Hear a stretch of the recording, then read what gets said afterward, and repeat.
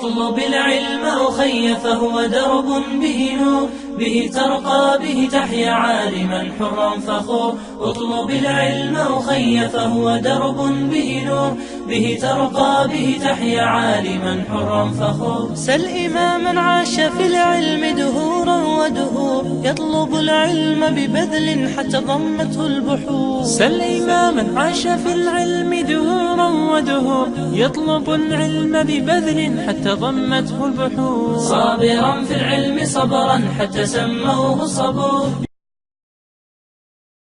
أعوذ بالله من الشيطان الرجيم. بسم الله الرحمن الرحيم. الحمد لله رب العالمين، والصلاة والسلام على رسول الله. أشهد أن لا إله إلا الله وحده لا شريك له، وأشهد أن محمدا عبده ورسوله صلى الله تعالى عليه وسلم.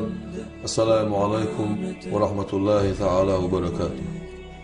Tasawuf – это наука, которая произошла от нашего пророка, саллаллаху алейхи вассалям. В первую очередь надо знать, что из себя представляет наука тасаввуф. Наука тасаввуф – это наука, которая очищает сердца, очищает мысли. Мы приведем некоторые слова, которые сказали великие алимы, великие шейхи. قال القاضي شيخ الإسلام زكريا الأنصاري رحمه الله تعالى، كادي شيخ الإسلام زكريا الأنصاري، он сказал: التصوف علم تعرف به أحوال تزكية النفوس. Tasawwuf – это наука, изучающая этапы очищения души, وتسبية الأخلاق وتعمير الظاهر والباطن, облагораживание нравов, а также совершенствование внешней и внутренней сути человека. Линейли саадат аль-абадия, чтобы достичь вечной благодати. А также Джунайд аль-Багдади, великий имам Джунайд аль-Багдади, великий алим, рахимахуллаху та'аля, он говорит: «Ат-тасаввуфу суфизм, исти'малу куллу хулук инсанин», это приобретение лучших черт, лучших качеств, «Ватарку куллу хулук инданин», и избавление от наихудших качеств. Абу Хасан Шазали, рахимахуллаху та'аля, он сказал: наука тасаввуф, наука суфизма, тадрибу нафс аля аль-убудияти ва раддуха ли ахками рубубияти, преследует цель воспитания сердца человека и очищения его от всего, что отвращает его от Аллаха. Это значит приучить душу к поклонению Создателю и подчинить ее божественным нормам. Рахимахуллаху та'аля, великий алим Ибн Уджайба, он говорит: «Хуа ильмун ю'рафу бихи кайфияту сулук иля хазрати малики аль-мулук». Это наука, которая ознакомляет с методами приближения к царю царей, к Всевышнему Аллаху. «Ва таспияту аль-баватин мин аль-разаиль, ва тахлиятуха би анва'иль фазаиль», и способствует очищению внутреннего мира человека от порочных качеств и облагораживанию его посредством приобретения достоинств всех видов. «Уаввулуху ильму», его начало – это наука, это знание. «Вастуху амалун», его средняя часть тасаввуфа – это благие деяния. «Уахируху хибату», его конечная часть – это дар Всевышнего Аллаха. Имам Газали, определяя смысл суфизма в своей книге «Ихья улумуддин», пишет: тарикат – это ведение борьбы и уничтожение недостойных качеств. Под наукой тасаввуф подразумевается очищение сердец, очищение мыслей, чтобы сделать ибадат, чтобы делать благие деяния искренние ради Всевышнего Аллаха. Потому что тасаввуф, он исходит от ступени ихсан, от макама ихсан. Ихсан – неотъемлемая часть нашей религии, потому что пророк, саллаллаху алейхи вассалям, он научил нас нашей религии. Что же касается истории возникновения суфизма, согласно аль-Хафиз Мухаммад Сиддик аль-Гимари, ему был задан такой вопрос: кто же является первым основоположником суфизма? На что он ответил: что же касается того, откуда берет начало тарика, то ты знай, это небесное откровение, так как вне всякого сомнения это ступень искренности, ступень ихсана. الذي هو أحد أركان الدين الثلاثة التي جعلها النبي صلى الله عليه وسلم بعدما بينها واحدا دينا بقوله هذا جبريل عليه السلام أتاكم يعلمكم دينكم وهو الإسلام والإيمان والإحسان. Архангел Джабраил алейхиссалам был послан к пророку саллаллаху алейхи вассалям с тем, чтобы передать нам нашу религию с уст нашего пророка саллаллаху алейхи вассалям. А религия это иман, ислам и ихсан. Валь исламу та'атун ва ибадатун. Ислам это покорность, повиновение и поклонение. Валь иману нурун ва акидатун. Иман это свет, это вера. Валь ихсану макаму муракабатин ва мушахадатин.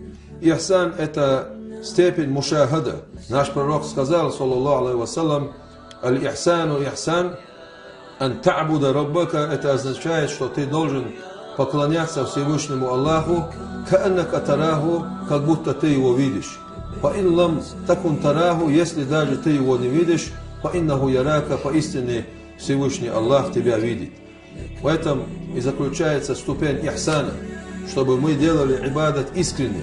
Ступень ихсан это и есть ильму тасауф, потому что нельзя придираться к названиям каких-либо наук, потому что название ильму фикх, который включает в себя намаз, пост, закат и хадж, ильму акида, который включает в себя веру, аль-иман ан ту'мина биллахи ва малайкатихи ва кутубихи ва русулихи ва льяумил ахир ва бил кадри хайри ва шарри мин Аллахи та'аля. Это включает в себя ильму акида, ильму нахв, сарф, грамматика, ильму ментик, разговорная речь, красноречие, ильму фикх.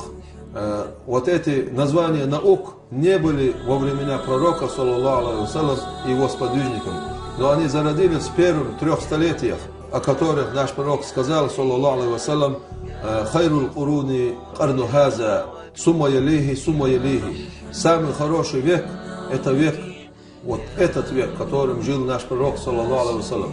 Так он сказал. Потом следующий век, потом следующий век. Эти 3 столетия наш пророк, саллаллаху алейхи вассалям, подчеркнул, что это самое лучшее время. Вот в этих 3 столетиях и зародились вот эти науки, а в том числе и ильму тасауф, который нам разъясняет макам ихсан, а ихсан одна из 3 основ нашей религии. Потом суммакала Саид Мухаммад Сиддик Аль-Гимари добавил, فإنه كما في الحديث عبارة عن الأركان الثلاثة فمن أخل بهذا المقام الإحسان الذي هو الطريقة فدينه ناقص بلا شك لتركه ركنا من أركانه فغاية ما تدعو إليه الطريقة وتشير إليه هو مقام الإحسان بعد تصحيح الإسلام والإيمان. Воистину это, как сказано в хадисе, выражение столпов нашей религии. Воистину тот, кто упустит эту ступень ихсан, которая является тарикат. В данное время мы называем ступень ихсан тарикат. Она основывается на ильму тасауф. Если человек упустит эту ступень, то его религия без сомнения неполноценна, так как он упустит один из столпов религии. Конечная цель тариката и то, к чему он призывает, это достижение степени ихсана через совершенство в исламе и в имане. Алим ибн Закван говорит о суфизме. Это наука, которая очищает внутренний мир от пороков души во всех состояниях.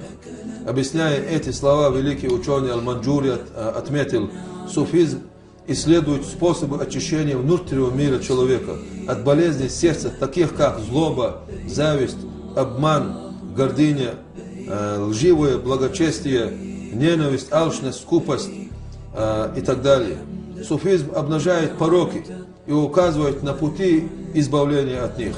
Эта наука помогает душе преодолеть препятствия путем избавления ее от болезней души и дурных качеств, таким образом приводя к освобождению сердца от всего, кроме Аллаха, и к украшению его поминанием великого Творца, то есть украшение его зикруллах.